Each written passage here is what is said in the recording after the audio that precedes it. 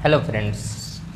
तो चलिए आज हम शुरू कर रहे हैं क्लास 10 का जो है मैथ्स है। पहला चैप्टर का नाम है वास्तविक संख्याएं। ठीक, हम आज वास्तविक संख्याएं को अच्छी तरीके से देखेंगे, जिसे इंग्लिश में हम कहते हैं रियल नंबर। ठीक, अब चलिए क्या होता है रियल नंबर, क्या होता है। परमीय एवं अपरिमेय सभी संख्याएं वास्तविक संख्याएं कहलाती हैं। ठीक, जो बुक में दिया हुआ डिफिनेशन ये यह दिया हुआ कि सभी परमीय और अपरिमेय संख्याएं क्या होती हैं, वास्तविक संख्याएं कहलाती हैं।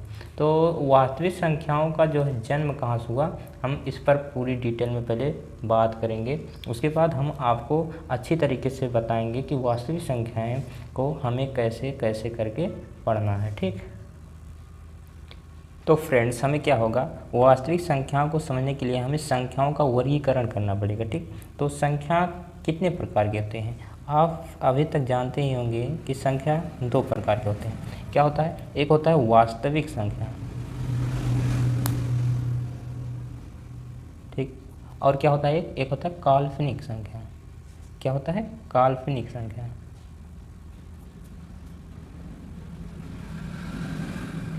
फ्रेंड्स, एक होता है वास्तविक संख्या और एक होता है काल्पनिक संख्या, रियल नंबर और इमेजिंग नंबर। ठीक, रियल नंबर जो होता है और जो इमेजिंग नंबर, रियल नंबर किसे कहते हैं, यानी वास्तविक संख्या किसे कहते हैं पता है, जिन्हें हम संख्या रेखा पर लिख सकते हैं उसे क्या कहते हैं, हम वास्तविक संख्या कहते हैं। अब वास्तविक संख्या को ही रियल नंबर कहते हैं। ठीक, किसे कहते हैं, जिसे हम संख्या रेखा पर लिख सकते हैं। ठीक, अब संख्या रेखा क्या होता है दोस्तों, जैसे आप अभी तक पढ़े होंगे, जो एक संख्या रेखा ऐसे होता है, यहाँ 0 लिखा होता है, 1 2 3 4, फिर -1 -2 -3, जिसे हम इस नंबर पर, इस लाइन पर लिख सकते हैं, उसे हम कहते हैं वास्तविक संख्या।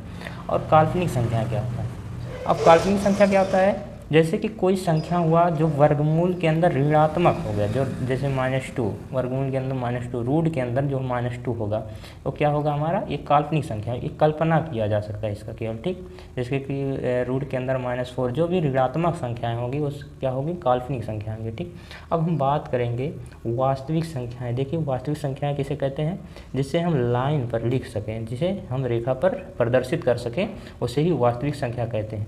अभी हम आगे और सीखेंगे कि परमीय संख्या क्या होती है और अपरिमेय संख्या क्या होती है, ये कहाँ से होती है, इसके बारे में हम पूरी डिटेल में जानेंगे। तो देखिए फ्रेंड, क्या होता है, वास्तविक संख्या के भी दो भाग होते हैं। वो कौन से होते हैं, जैसे कि एक होता है हमारा पूर्णांक संख्या। ठीक, एक होता है पूर्णांक संख्या। ठीक, एक क्या होता है, एक होता है पूर्णांक संख्या और एक होता है दशमलव संख्या, एक होता है दशमलव संख्या। ठीक, हम पूर्णांक संख्या को अभी अच्छे से देखेंगे, पहले हम देख लेते हैं दशमलव संख्या। ठीक, अब दशमलव संख्या क्या होता है, दशमलव संख्या के भी दो भाग होते हैं। ठीक, कौन कौन से भाग होते हैं, एक होता है खत्म होने वाले दशमलव संख्या, ठीक, जिसे हम शांत दशमलव कहते हैं, और एक होता है अशांत दशमलव। ठीक, तो हम दशमलव संख्या के भी कितने भाग होते हैं, दो भाग होते हैं। कौन कौन से होते हैं, एक होता है शांत दशमलव और एक होता है अशांत दशमलव। ठीक, क्या होता है, अशांत दशमलव। एक शांत दशमलव होता है और एक होता है अशांत दशमलव। ठीक, ये हमारे दशमलव के दो भाग होते हैं। अब शांत दशमलव किसे कहते हैं, शांत दशमलव से कहते हैं जो पूरी तरीके से क्या होता है, शांत हो जाता है। ठीक, और अशांत दशमलव उसे कहते हैं जो खत्म नहीं होता है। ठीक, जो ना खत्म होने वाली संख्या होती है, वो दशमलव के बाद जो कभी खत्म नहीं होती है, उसे कहते हैं अशांत दशमलव। अशांत दशमलव जो दशमलव के बाद 2-3 अंक तक जाता है, उसके बाद वह पूरी तरीके से कट जाता है, उसे हम कहते हैं शांत दशमलव। जैसे एग्जाम्पल के लिए हम देखते हैं 0.25। ठीक, तो इसे क्या लिख सकते हैं, हम इसे लिख सकते हैं 25/10। ठीक, तो 25/10 ये हो गया क्या, PYQ, ये PYQ के रूप में आ गया। और अशांत दशमलव जो कभी ख़त्म नहीं होता है। ठीक, जैसे कि हम ले लेते हैं कोई संख्या, जैसे कि 0.92। अशांत दशमलव क्या होता है, जैसे कि 0.92 के ऊपर एक बार लगा हो। ठीक, अब बार लगा हो यानी इसका मतलब हो गया क्या, इसका मतलब हो गया कि 90, ठीक, 2/99, ये भी P/Q के रूप में आ गया। ठीक, तो ये क्या हो गया, एक परमीय संख्या हो गया, और ये P/Q के रूप में ये भी एक क्या हो गया, परमीय संख्या हो गया। ठीक, ये भी परमीय संख्या हो गया। और ये भी परिमेय संख्या हो गया। ठीक, ये p बटा q के रूप में हो गया। p बटा q परिमेय संख्या की परिभाषा क्या है? जो p बटा q के रूप में लिखा जा सके उसे परिमेय संख्या कहते हैं। ठीक, अब हम आगे और इसमें अच्छी तरीके से देखेंगे। देखिए अशांत दशमलव के भी दो भाग होते हैं। अशांत दशमलव के कौन कौन से भाग होते हैं इसके बारे में अच्छे से चलिए जानते हैं। चलिए फ्रेंड्स हम देखते हैं अशांत दशमलव यानी कि ना खत्म होने वाली संख्या। अशांत दशमलव भी दो भाग होते हैं। अशांत दशमलव के दो भाग कौन कौन से होते हैं? एक होता है दोहराने वाली संख्या, दोहराने वाले ठीक दशमलव, एक होता है ना दोहराने वाले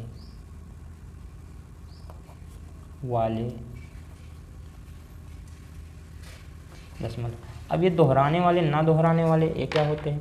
जैसे दोस्तों देखिए आप देखते होंगे कहीं आता है कि जैसे कि 9.3333 ये 33 ऐसे करके जाता है। ठीक, ये दोहराने वाले, ये 3 के बाद और 3 3 3 ऐसे आएगा। और ना दोहराने वाले दशमलव जैसे कहीं 9.456 7 8 या 7 6 ये कभी दोहराते नहीं, ऐसे जाते हैं। तो ना दोहराने वाले दशमलव होते हैं दोहराने वाले दशमलव। ये अशांत दशमलव के दो भाग होते हैं। ठीक, अब क्या होता है जैसे कि हमने यहाँ पर बताया 9.333 आते हैं।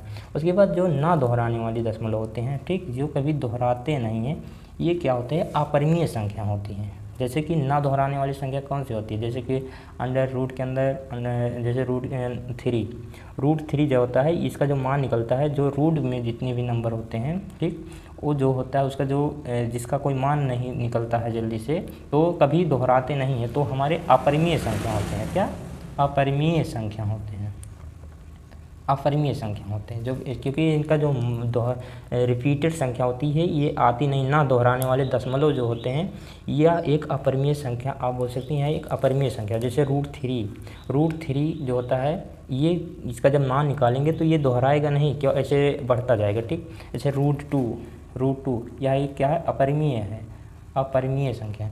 अब जैसे कि समझ लीजिए आप दोस्तों, जैसे 9.4567 ऐसे रिपीटेड जाएंगे। उसके बाद ये पी वाई क्यू के रूप में जब इसे लिखेंगे तब भी यह एक परिमेय संख्या होगा। ठीक, जैसे कि आप फाई का मान कितना होता है? 22/7। यदि क्वेश्चन में पूछ लेगा, ये तो क्लास 10 के आउट ऑफ सिलेबस है, बट यदि कहीं क्वेश्चन आपको ऐसे देगा कि क्या पाई एक परिमेय संख्या है, तो आप कहेंगे नहीं, केवल पाई एक परिमेय संख्या नहीं है, लेकिन पाई का जो मान है वह एक परिमेय संख्या है। ठीक, पाई मतलब परिमेय संख्या मतलब ये होता है जो p/q के रूप में लिखा जा सकते हैं। ठीक, तो यह एक परिमेय संख्या नहीं है, जबकि 22/7 जबकि उसी पाई का मान है वह एक परिमेय संख्या है। चलिए फ्रेंड्स देखते हैं, जैसे कि आगे क्वेश्चन आएगा क्लास 10 में ही कि सिद्ध कीजिए रूट 5 एक अपरिमेय संख्या है। ठीक, अपरिमेय संख्या है।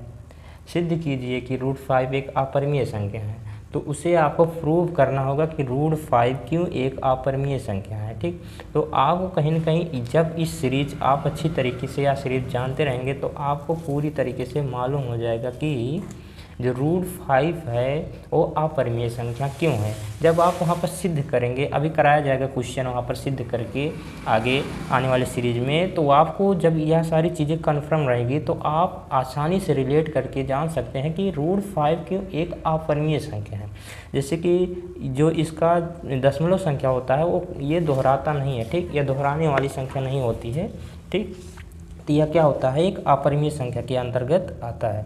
अब मैंने आगे जो पढ़ा था, पहले डिफिनेशन में पढ़ा था कि सभी परिमेय और अपरिमेय संख्याओं जो होती हैं वो सभी क्या होती है? वास्तविक संख्याएं होती है। तो देखिए ये परिमेय संख्या और अपरिमेय संख्याएं, ठीक, क्या होती है? सभी वास्तविक संख्याएं होती है। तो वास्तविक संख्याएं आपको पता चल गया होगा कि ये जो सारी रूट से निकल रही हैं वास्तविक संख्याएं की, ये कैसे आगे तक बढ़ती जाएंगे। ठीक, तो आगे हम अभी तक केवल बात किए थे किसके बारे में? अभी हम आगे बात किए थे केवल वास्तविक संख्याओं के इस सारे रूट्स के बारे में। वास्तविक संख्या के जो मैंने बात किया था, वास्तविक संख्या के एक दशमलव संख्या और एक पूर्णांक संख्या, ये दो लेने के बाद अब हम बात करेंगे पूर्णांक संख्याएं क्या होती है।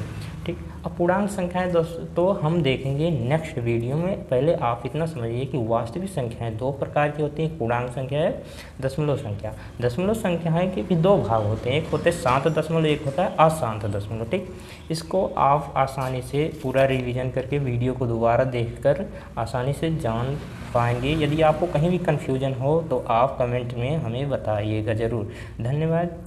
इस वीडियो को अच्छा पसंद आया हुआ तो लाइक कर दीजिएगा।